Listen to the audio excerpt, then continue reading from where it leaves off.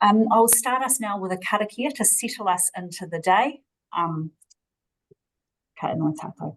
Whakataka te hau ki te uru, whakataka te hau ki te tonga, kia mā kina kina ke uta, kia mā taratara ki tai. He tio, he aki ana te ātākura, he tio, he huka, he hauhu, tihei, mauri ora. So, Kia ko Belinda Hamiona Tuku Ingoa, and I'm the CE here at Social Service Providers Te Pai Ora.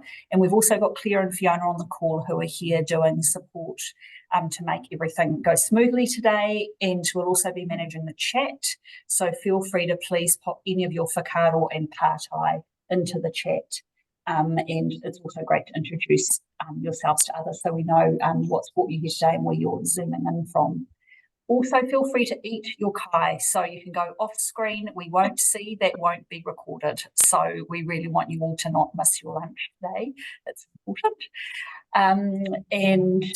What we've got a real treat here today. So we've got our partners from Synergia. Many of you will be familiar with Synergia from Whakamanawa last year, and I know we've had individual dialogue with them across the months since then as well, and we're really happy to have Dr. Sarah Appleton and Eli Kliejunas joining us today. And the kōrero is something I'm pretty excited about, having a teenage son who loves ChatGPT and me all sorts of thoughts, so I'm sure you do too. That they're going to talk about ChatGPT and AI technologies and just the enormous potential that they have to bring to our social sector work. And I'll hand over to Sarah and Eli so they can kick us off for today. Kia ora. Kia ora, Belinda. We're going to do a couple of intros, and I'm trying to limit how much I say so that Eli can have all this space with you guys as well.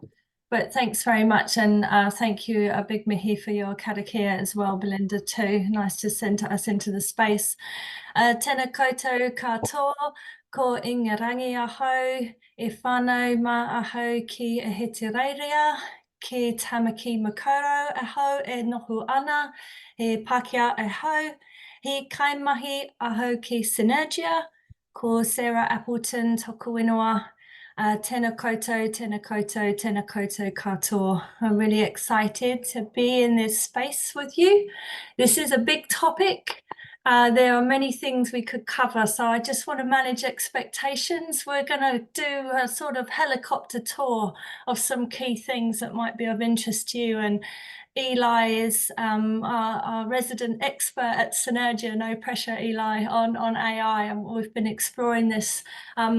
Belinda, I kind of winced at you introducing me as Dr. Sarah Appleton. I'm really a storyteller, and I love telling stories with different worldviews, data and insights and collaborators. And I'm interested in AI around its capability building potential and how it can help lift us from some of the administrative dross that we have to do to spend more of our time in our places of passion and delight, which is out there supporting stories. So I'm really an evaluator, I guess, by trade. It's a horrible name, but storyteller is the more fun and exciting name. So I will hush now. You'll hear more from Eli, and I'll pass over to Eli to introduce himself to you all. Beautifully said, Sarah. Kia ora koutou, everyone. Thank you all for having me here. I'm honored to be able to share this space with you and discuss this very important topic with you all. So thank you for your time. So, kia ora tātou, ko tihi o Kahukura, te monga, ko Lake Michigan, te awa, no Chicago, aho, ko Kliejunas, toku whānau, ko Eli, toku ingoa. Kia ora, everyone. Thank you again for sharing this space with me. So I'm going to jump in today. I'm going to jump into it today. Now, as Sarah mentioned, as she alluded to, this is a big topic which we cannot come anywhere close to covering in full detail in 30 minutes. However, I will try to give you a foundational jumping off point to then explore more information yourself.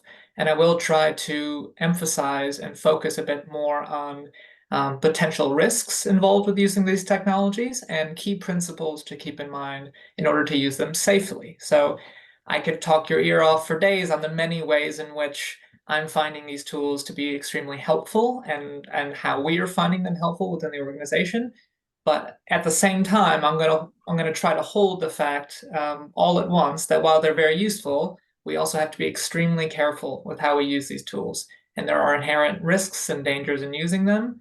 And the first step to addressing those risks and minimizing those dangers is to understanding them and discussing them as a group and kind of evolving with them, training them to better kind of reflect our views and values as a society. So thank you again. I'm going to share my screen and we'll jump into it.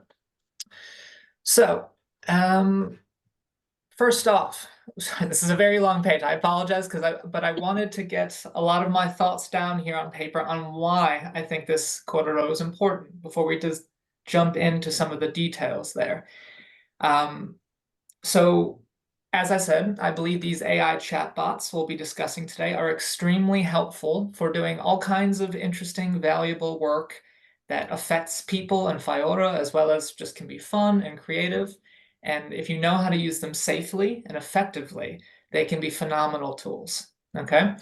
As Sarah alluded to herself when she referred to kind of cutting down time on the dross, I also am passionate about this idea that these tools, I think when used properly and safely, can save us all time on the less rewarding work that is kind of part of our required admin, and open up more time doing intellectually stimulating, valuable, enriching mahi that directly supports Whaiora. Okay, and I really truly believe that. I found that in my own work. It's a very powerful potential tool if we use them wisely. Now, I also feel pretty passionately that while there are great risks, which we will discuss in detail, I believe strongly that the potential of these AI chatbots for democratizing information, education, and other things in society is massive. I mean, so one of the things I talk about here is the accessibility of information. Right now, these AI chatbot tools are helping people from all backgrounds and educations process dense scientific, legal, or other information that they wouldn't otherwise be able to access or engage with. So that's phenomenally helpful right there. These tools are extremely helpful for people, non-native English speakers, or just people wanting to learn any language. They are just fantastic learning tools as kind of a study buddy in a certain way. They offer a lot of capabilities for assisting people with disabilities with their speech-to-text features and text-to-speech. They are fun for helpful creative drafting and musing, but they're also proving to be extremely powerful in scientific innovation. They're helping solve really thorny scientific issues in biomedical research, for example, that are having real concrete effects on our ability to develop innovative new medicines, to catch diseases early, to predict extreme weather events before they hit down and damage people's lives. So these are already having a massive impact in positive ways, while also producing a lot of new risks, okay? So as I touch upon here at the bottom of the screen here, as we will cover more of, there are great risks involved with using these tools unintelligently, or without using these tools without the appropriate awareness and mindfulness around their limitations, their implicit biases. So we need to be really careful to use them smartly. And the first step to using them wisely and training them to be more reflective of an equitable, inclusive society is to discuss them, to bring it out into the open, and then to quote unquote train these models to do better. Okay, so thank you for bearing with me. That is the why for me, and I hope that resonates with you in some way. And now we can jump into some material. Or one more thing to cover, though, is my intentions here is to have a bit more of a kōrero. I don't wish to speak at you for the entire 30 minutes. I encourage you all to chime in with comments or questions as we go. Again, I can't really hope to cover all the material in this time, so I prefer to have a bit of back and forth. I think that's an important part of this conversation. My other key intention for this session is to demystify these tools. I really want to get across to you all that these are not some sort of whiz-bang tech guy tools that only small numbers of people can use. They're actually very easy and intuitive to use. You just have to be mindful of using them safely. Okay. And then finally, I just want to emphasize that this space, these technologies are evolving incredibly rapidly. So everything I tell you today, while I assure you is good information, something I've thought a lot about, everything is liable to change, and something I tell you today might be out of date by next week. The developments in this field are extremely rapid, and so you just have to keep that in mind. Okay. Here's a quick overview of where I hope we can get to. We're not going to cover all of this, as I will try to focus more on the ethical considerations here. Oh, sorry. As well as responsible usage, as I've kind of identified that this is a particular area of interest for SSPA members. Another quick note before we start. You may or may not be aware, there are many different providers of these AI chatbots. One of them is ChatGPT. There's also what's called Bing Chat, or now Copilot, Google Gemini, all these different names coming up. These are all different providers of the same or similar technologies and that do similar things, and we'll walk through some of those things. There are paid and free versions of each of these generative AI tools, or AI chatbots, we'll call them. And there are differences between the paid and free versions, which could be important to know, or maybe not at this stage for most of you, as the free versions are helpful as well. I use the paid versions. I think they're worth the money, in my opinion, but that might not be true for everyone. And the free versions are also, you can learn a lot just by using those as well. There are individual versus enterprise versions of these tools. We don't need to get into the detail there, other than to say more and more organizations in the future will start to explore the enterprise versions of these tools, which allow you to have more data security and control within an organization. Also, to keep in mind, there are different types of inputs called multimodal inputs, meaning you can type in text to a chatbot, you can input an image or a PDF, and you can even make videos. I would encourage you to think about AI chatbots as a sort of a multi-tool or a Swiss Army knife, something that can do many different things, but you have to find the right tool for the right job to use it effectively. And again, these things are changing very rapidly. Okay, those are all my caveats and intros. Let's jump in. So the first thing I wanted to do, in an effort to try to demystify these tools and emphasize that they are pretty intuitive and easy to use, is I just wanted to share my screen and jump into what they look like in person. Can everyone see my Google Chrome screen here? Yes? Okay, great. So this is ChatGPT. I can also show you Copilot and Google Gemini, but this is the AI chatbot. You type in something here, this is what I want you to do. And Eli, we can see your PowerPoint slides. That's not the share. Okay, sorry. Screen. Okay, what about? We can see it now. Great. Yep. Thank you for that, Sarah. Great. So sorry, I'll zoom out. This is the ChatGPT homepage. This might look a little different for you because I have a paid version, which means I can attach a document here. It says this thing at the bottom for our organization. It doesn't train the AI on our chats, but the gist of this looks the same as it will for you if you to try it. So in this chat box here, this is where you type what you want from the generative AI tool or the AI chatbot, okay?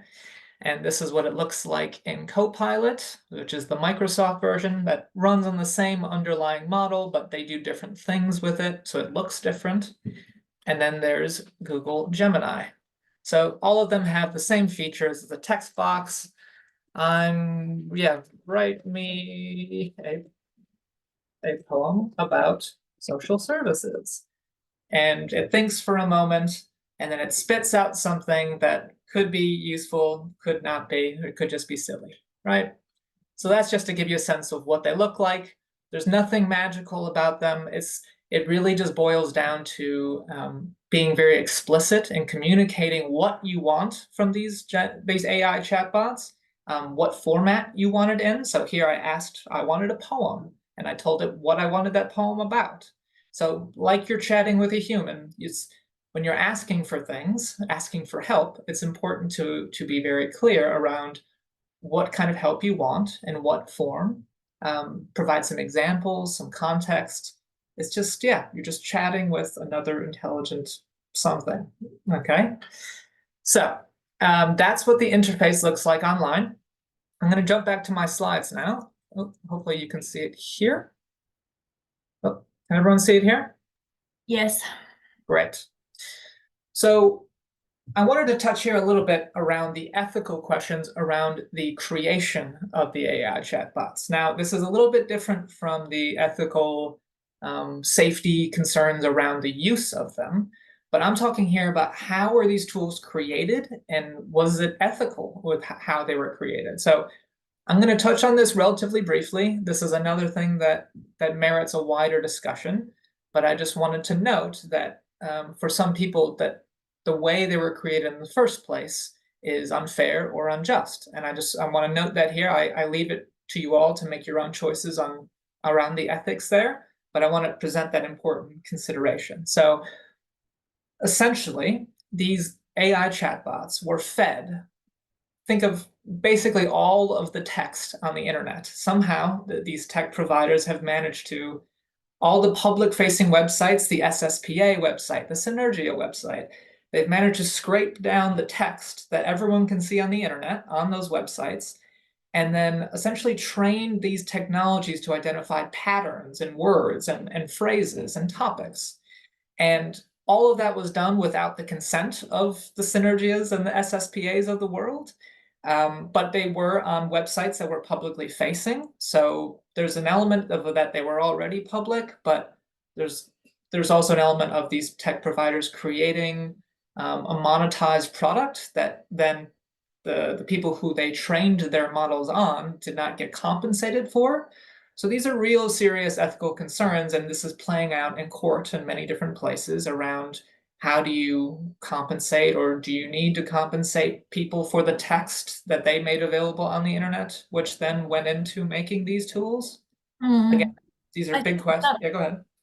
Some examples of that, Eli. I think Synergia website and SSPA not so painful, but I know people in the creative space, like you wrote a poem, and then others art and songs and other bits and pieces that people are finding, I think, a bit more challenging in the ethics space.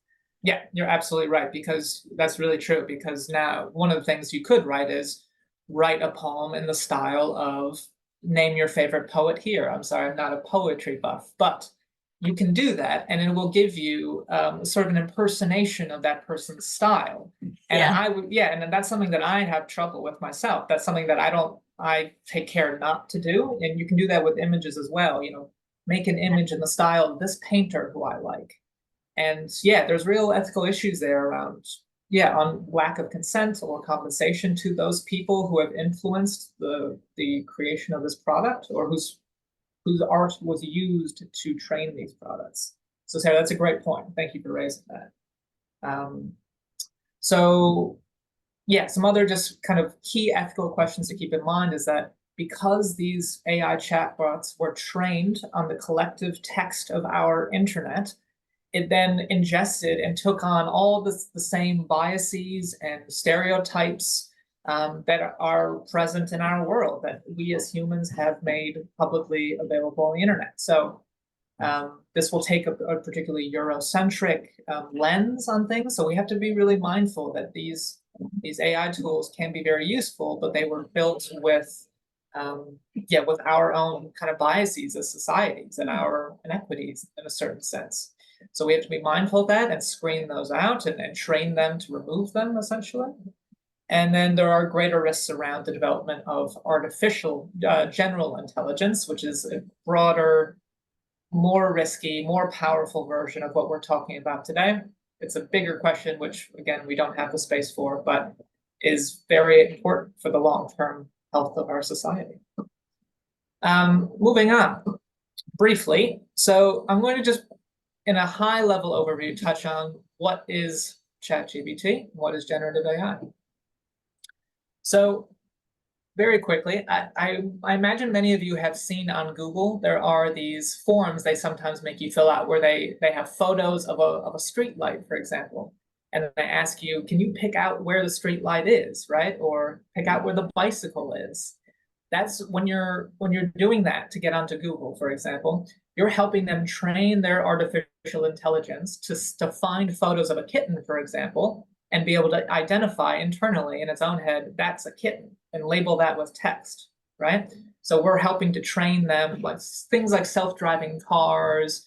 These are the technologies that they use to be able to identify what's a human that I don't want to drive into and what's a road that I do want to drive on, right? But now we're shifting to the space where it goes in the opposite direction, where we, the user, can input kitten or show me an image of a kitten, and it will output the image, right? So it's just slightly reversing the more common uses of these tools in the past. Very broadly speaking, we have a prompt. Again, that's the chat box I just showed you. That's where you enter in your instructions for what you'd like the generative AI to help you with. It gets input into the large language model, which digests it and does billions of statistical predictions and calculations underneath the hood, and then spits out a response or an output. Now, I'm just going to hone in a little bit more on that point without getting into too much detail because it's extremely complex. As I said a moment ago, these AI chatbots don't necessarily understand language the way we do as humans. They have learned to find statistical connections between words and phrases and topics. So when you say, I would like to see an image of a kitten, it knows to activate certain other ideas like whiskers, legs, fur, things like that. So it's just got this massive representation of which words tend to go together. So when it explains things to you, it's not actually understanding the same way you or I do. It's predicting what's the most plausible next word in the sentence. Moving on, there are more. Here's a great visual explainer if you'd like more details on how these models work or these AI chatbots work. This is a great link, and it provides a very visually intuitive explainer on the topic. So there's a topic of prompt engineering, which is essentially the idea of how do you create effective text or instructions for an AI chatbot? How do you tell it effectively what you want? But I'm going to skip past that for now because of limited time, and we're going to focus a bit more on risk concerns, safe usage concerns. We can circle back if we have a bit more time. And we'll share these slides so people can navigate that as well. Exactly. Yep.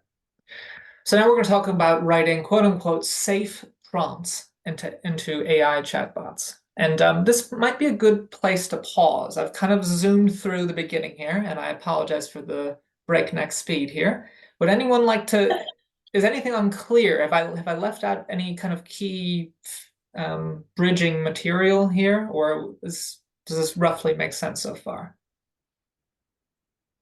Okay. Moving on. Nodding, yeah. Great. So I just have a quick question, which is around disinformation. Yes. So in my role, I'm a rainbow lead for a large social services organization trying to look at inclusivity and responsiveness to a particular minority group that is discriminated against, right? Right. So I'm aware of a lot of disinformation that targets our communities. And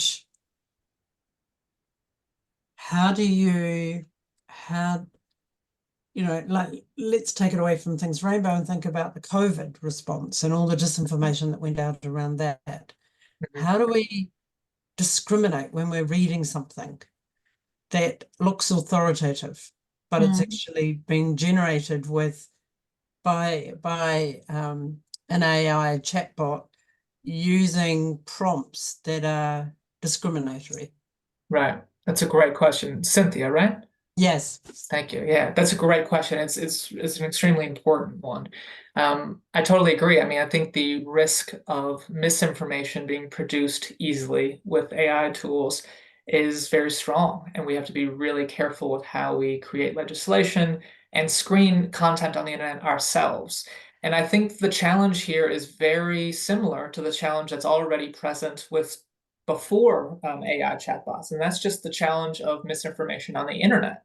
You mentioned during COVID, that was before the times of ChatGPT, and we were being flooded with all kinds of cherry picking of scientific information or misrepresentation of scientific information.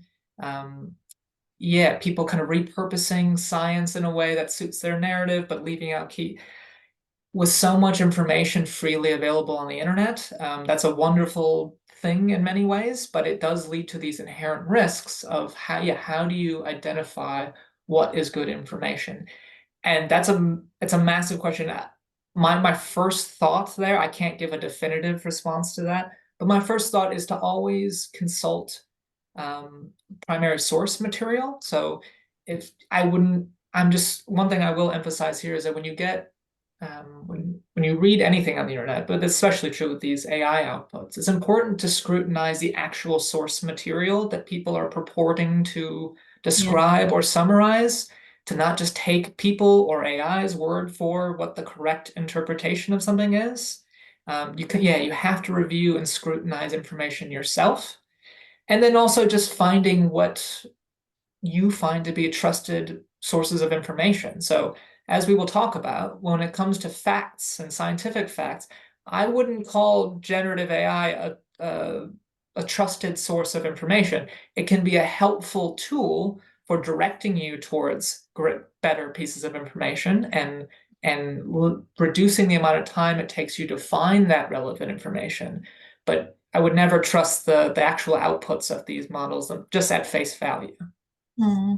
Yeah.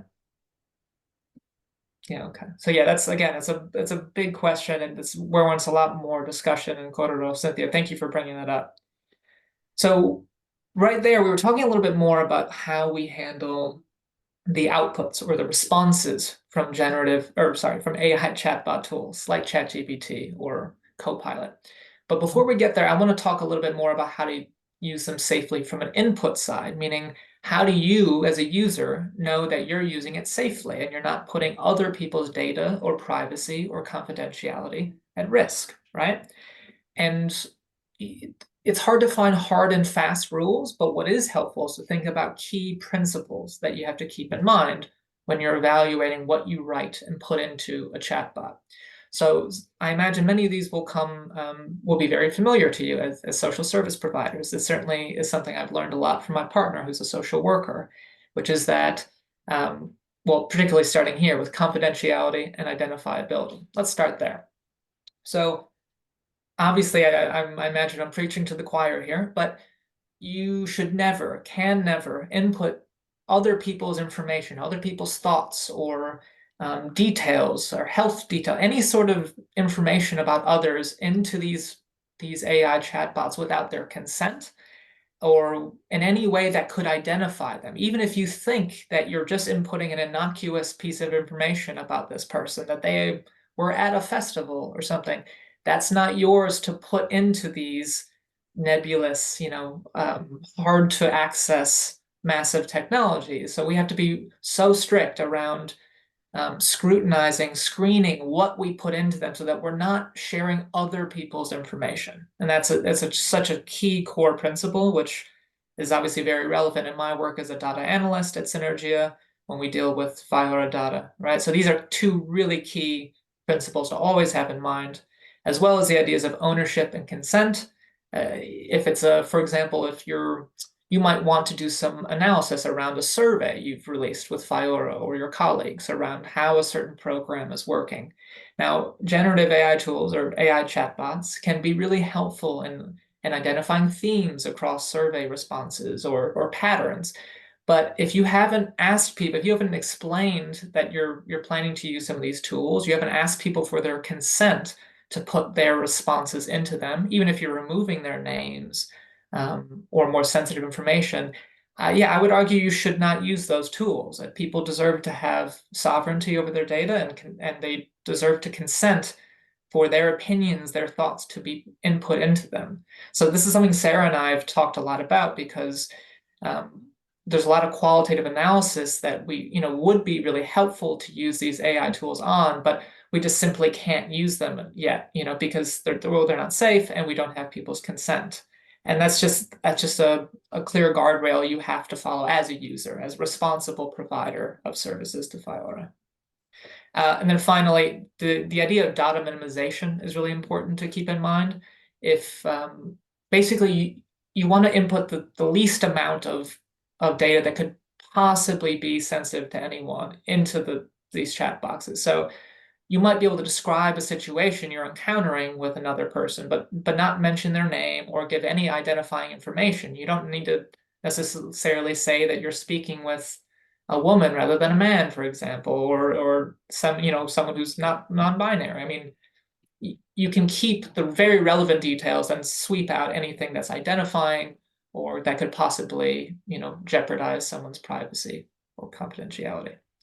So to give you a sense of what that might look like in a concrete way, this is kind of an idea, gives you a sense of the spectrum of risk for quantitative data. So I deal with a lot of quantitative data, NHI level data, and this gives you a sense of do's and don'ts, essentially. So the only area I would argue where it's really safe to input data is when it's freely available information on the internet that has been released for public viewing. So for example, sometimes just yesterday, I was using ChatGPT to help identify some key themes within a broader, some of the briefings to the ministers that were just released from the New Zealand government. These have been made public on the internet.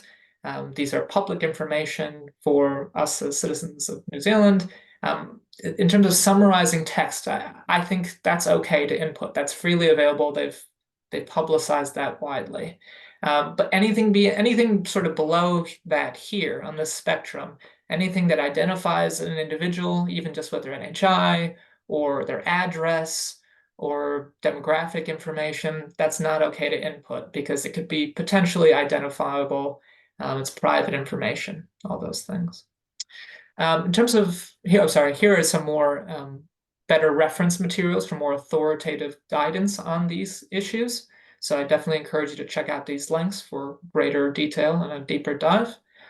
And then you get into qualitative data, right? How do you deal with people's opinions and narratives and their stories?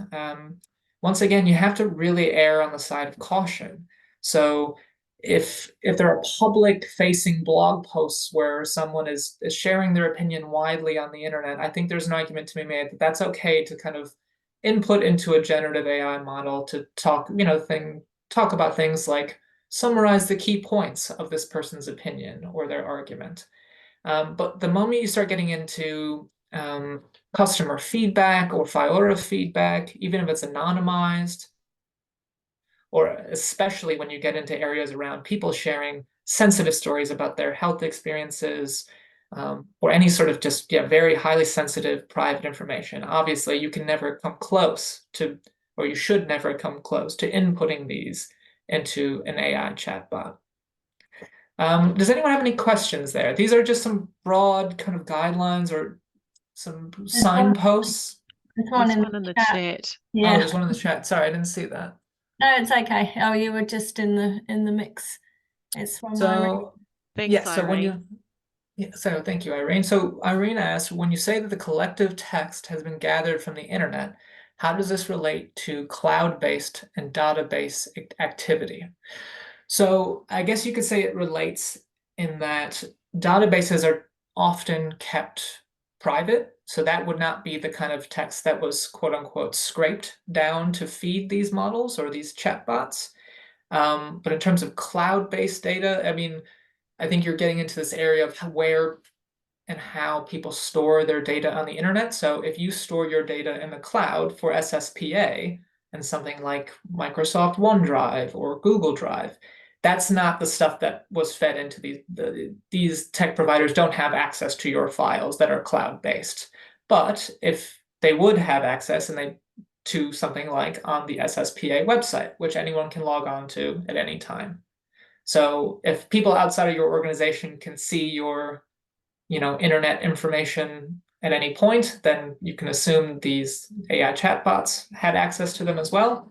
But if they're files which other people generally don't have access to, you can also trust the AI chatbots did not feed on them, let's say. Does that answer your question, hopefully? It does. Oh, well, I don't know if it does. Sorry, I'm not Irene. Yeah, fair enough. I was just mindful of time. Irene, does that answer your question, though? Absolutely, thank you. You're very welcome. Yeah. So, yeah, go ahead. I'm just mindful of time. What's the time check, Claire? Do we have 5 minutes left in total? Got about 5 minutes to do any last kind of comments and maybe some pātai in there as well, questions, and Yes, then we'll of do course. some wrapping up. Thank you. Yeah, Thank so you. thank you. So real quick, everyone, we just talked a lot about how to safely consider what you're inputting as a user into an AI chatbot. But as I said earlier, we have to be really careful with how we scrutinize the outputs or the responses from the chatbots. So never just copy and paste what you're getting out of an AI chatbot into an email or a professional document. You want to refine it. I mean, it's okay. It can be a helpful starter for you to kind of give you some structure or help you set up a first draft, but never use these things as a final draft, especially when it's especially when you're trying to report on or describe factual information. That's one of those situations where you have to check the primary source material yourself, because these AI chatbots do make mistakes. They are prone to hallucinate, was what the term they use. So you have to be careful. Finally, as always, and we touched briefly on this earlier, but it merits a further discussion, these AI chatbots were built on the same implicit biases and inequities in our society that we already exhibit. So we need to be on the lookout for subtle or not so subtle propagation of those harmful ideas or harmful stereotypes or biases that could further disadvantage communities like the LGBTQ community, as Cynthia mentioned, or Maori and Pacific here in New Zealand. So you have to just really carefully review and say, is there anything that looks maybe okay at first glance, but when you look closely actually is kind of harmful in this? Like, again, you never take these responses as gospel. So that's the last thing I'll leave with. Thank you all for your time. Cheers. And then, I'm ready for pātai and questions. I can see that Fiona Parent, if I've said your surname properly, is actually using AI to manage some of the dross already. I don't know if you guys have seen that in the chat. Correct. Taking notes. So Fiona, I don't know if you want to comment or say anything on how you've been using this practically in your space that might resonate with some of the other SSPA members. Or you're like, please don't talk to me. Is Fiona gone? Have we lost her? No, she's there. I think she's on mute. Maybe she's gone to grab a cup of tea. But anyway, it's just a really useful example of how you can have AI do some work for you in the background. But Yes, I'm mindful of creating space for others to talk as well. So I'll hand over to you guys if you have any questions. Or comments, and anyone using this? Oh, Jan, go for it. Oh, she's just clapping. Oh, sorry. Yeah. Just a thank you, that's all. Very welcome. I can just say that my interest in this webinar was piqued by a collaboration I was doing with one of our HR or organizational development staff, and we were formulating a questionnaire for an application for something, and we were struggling to get the words right for a particular question. So she just popped it into ChatGPT, and exactly what we were trying to say, but much better, came out. Yeah. So I thought, oh, I'm going to learn about this now. Yeah, they can be really helpful in bouncing ideas off when you're writing or wanting to clarify an idea in your head that might be a little fuzzy. But yeah, it can help kind of, oftentimes it'll give you an idea that again, is not quite right. It's not exactly what you're going for, but it might spur you to kind of build off of that idea to reach the point you wanted to get to. Yeah. And I also saw that she could get it to rephrase something in a formal or less formal way. Yes. And then pick the teeth out of what she wanted. Yeah. Yeah, I was hoping to get into some examples of that today, because you can do some really interesting things with how you format text and images, and perhaps for another session, but you can do some really interesting, useful and fun things with them while still using them safely, first and foremost. Yeah. It definitely feels, I can see Deb's come up, but I was going to say, it definitely feels like this has prompted a lot of really good discussion, Eli and Sarah, about how people might be using it or what it might mean following this session. So we'll definitely connect back with members about whether it would be useful to have a part B if you're Eli and Sarah. It sounds like we've just tipped the iceberg of your knowledge, and I loved the demystifying that you've done for us today. Now, Deb, we've put your hand up, so do you want to quickly Sure, just take the very time? quickly. Thanks for the presentation today. It's been really helpful. And I'm just thinking from an organisational perspective and also from an association perspective, the importance of having policy, because I know for some of us who have been around a little bit longer, we might not be using this in the way that some of our younger up and coming staff are. And it's just like actually having some guidance around the use of it in the context of being social service provider, or alcohol and other addictions, alcohol and addictions and mental health provider, the usefulness of ensuring that there's clear guidelines or policy around the use of it. Yeah. Is that something you're coming up against much? Yeah. Yes. Yeah. Absolutely. Sure. And currently government doesn't have any policy at a national level to guide.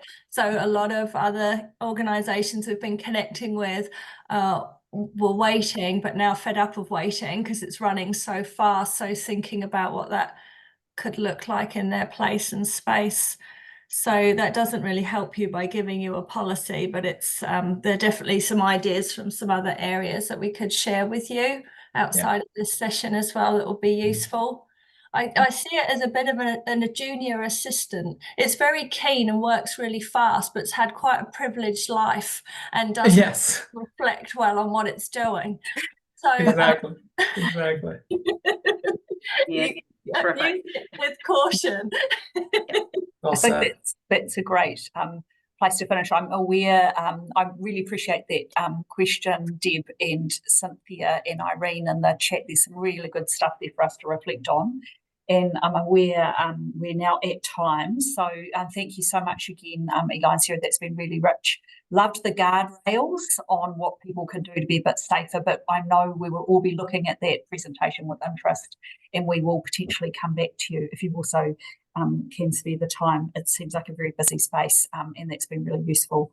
I just want to do a quick shout out. You'll see some of the polls have come up already, so those are coming at you just to make sure that there's any improvements we can make, and just acknowledging your experience of the session today.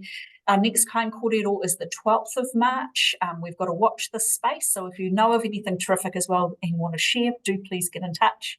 Then we've got 9th of April and the 14th of May. So we've got Encourage, a Mama and Pepe intensive live and support service that we'll hear about. So that sounds really terrific.